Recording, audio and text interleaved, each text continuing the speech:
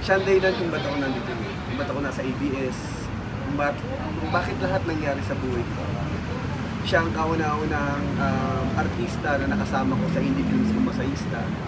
Siya ang nag-convince sa akin na pumasok sa TV, sa ABS-CBN. Kasi sabi ko nga ilang beses ako nakatikim na rejection nun sa ABS eh. Tapos siya nagsabi sa akin, nandun kami sa Canteen Festival na sige na po, pagbigyan mo lang ako. Sabi niya, tagabin mo na yung project ni Andoy, ni Direk Andoy rin. Sabi niya, para sa akin. Kaya ako tinanggap yung Ligaw na Bulaklak. And then after that, nagdire-diretso na itong career ko sa ABS. Tapos yung ginawa ko yung Panday, kauna-una hindi na rin kong pelikula. Siya yung nilapitan ko para makasama. Tapos hindi siya nagpabayad sa akin doon. Alam mo yung sobrang na-appreciate ko siya bilang nanay. Na talagang hindi lang katrabaho, yung alam ko at ramdam na ramdam ko na mahal niya ako. Hanggang sa nakatrabaho ko siya nitong huli mo sa Love You With An Accent kami ni Joe. Tapos pinukwento ko sa kanya yung plano ko dito sa Batang Quiapo. At that time, nasa kabilang network pa siya. Excited siya na sana makapasok siya. Nung natapos siya sa kabilang network, kinuha ko siya para dito sa Batang Quiapo. Sobrang siyang excited. Saka natutuwa ako kasi naramdaman niya, na-appreciate niya yung pagmamahal at respeto na namin lahat bilang artista at Kaya nakikita namin kung gaano siya kaligaya dito sa show. Kaya sobrang galing naman talaga. Ano nang mangyayari sa character niya? Kasi yun ang pinag-uusapan ngayon na parang mabubuhay pa ba daw yata? Nabuhay siya eh. Nabuhay siya yung character niya.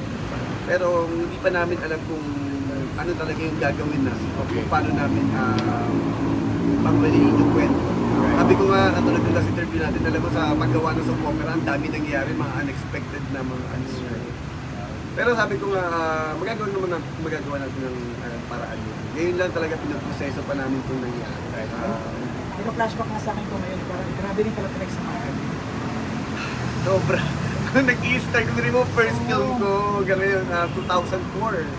Hanggang ngayon talaga. Ano lang ang comment mo nung sinabi niya sa interview na nakumpleto na ang career niya bilang artista dahil sa Masarap yung pakiramdam. Napakasarap sa pakiramdam kasi sobra ko siyang nire-respeto, sobrang paghanga ko sa kanya bilang isang napakahusay na artista at yung makatrabaho ulit ako at yung suporta at pagmamahal na binibigay niya sa akin. At lalo na yung performance na ipinakita niya dito sa Batang Quiapo. Napaka-blessed ko na magkaroon ako ng isang kaibigan, nanay at katrabaho ng isang Miss Jacqueline. So wala na mag-effect sa'yo. Honestly, sabi nga, meron pa siya eh. Alam mo yung bigla yung mag-text. Sabi niya sa akin yun. Yung huling text niya sa akin. Na, sana, pag itong bagong kwento ni Angel, sana kung ano man yung magiging journey mo. Sana yung pangalan mo, Jesus Nazareno, sana iba yun. Kasi kung may magagawa kang mali, sana wag yun. Sana mag-create ka ng ibang mali. Sabi niya sa akin. Tapos dinext ko siya, sabi ko, thank you, Anthony Jane. Sabi niya, hindi ka nagalit. Sabi ko, hindi. Sabi ko, alam mo naman ako, nakikinig ako eh. Sabi niya, thank you ah. Kasi kinakabahan siya, baka daw mamaya, ang isipin ko, kailanman niya ako sa kwento. Hindi na-appreciate ko yung ganyan. Kasi sabi ko nga, sa show namin, tulungan talaga. Collaboration, lahat ng nagtutulungan. Ikaw bang nag-ayos ng flowers? Lahat-lahat kami po ng sa pagmamahal namin sa kanya sa show. Kaya mula sa ABS-CBN. Kamusta ang mga kasamahan mo? Actually, down kami. Talaga kapon nung nag-taping kami. Ang lungkot, ang tahimik. Wala nag-uusap. Hindi namin pinag-uusapan. Pero bagsak yung team. Yung lahat ng mga artista production. Talagang tahimik. Nagpapakiramdaman. Honestly, ngayon kami magkikita-kita. Dito sa Host naman. Take it for Ox, parang nanay mo na si Miss Jacqueline naman din. Gano'n ka dito sa loob mo ngayon na nawala? Pambiglaan, ano? Sobrang bigat sa amin lahat kasi Reverse ka na. unexpected. Reverse ka na, Diyos. Alam kasi namin na napakalaki pa ng microphone dito sa industry.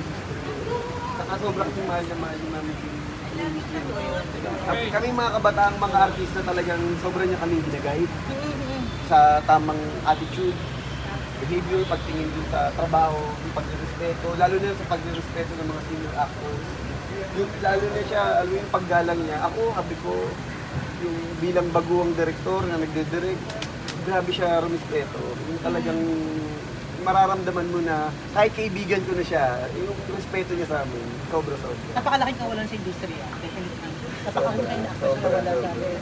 At sana kayanin ng lungkot ngayon dahil halos natulog sa pagkawalan.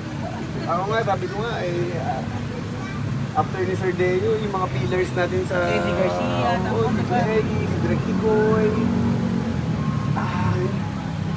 Nag-usap-usap nga kami, sabi ko nga, baka kailangan magmas tayo kasi nawawala yung mga ano natin, yung mga posting natin, mga haligi. Kaya, ang hirap eh. What are the things na mamimiss mo ng kay si Jacqueline? Yung passion, yung pagmamahal niya sa craft niya, yung pag-aalaga niya sa amin, sa production, sa mga batang artista, at yung pagmamahal niya sa pamilya niya, na sobrang mahal na mahal niya ang pamilya niya. Kukuha naman sa'yo, Oo.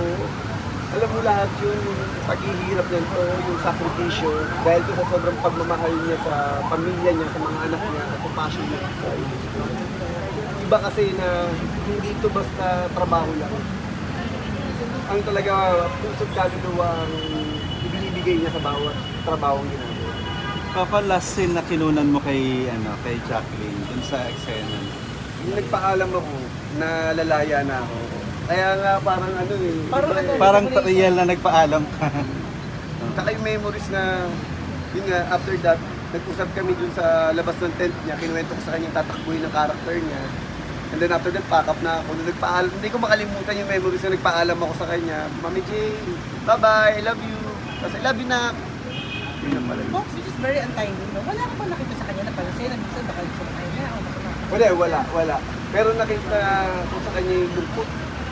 Lungkot. Talagang, kahit nung itong nakaraan, nag-preview ako, tinitignan ko yung mga eksena niya. Iba yung bigay niya.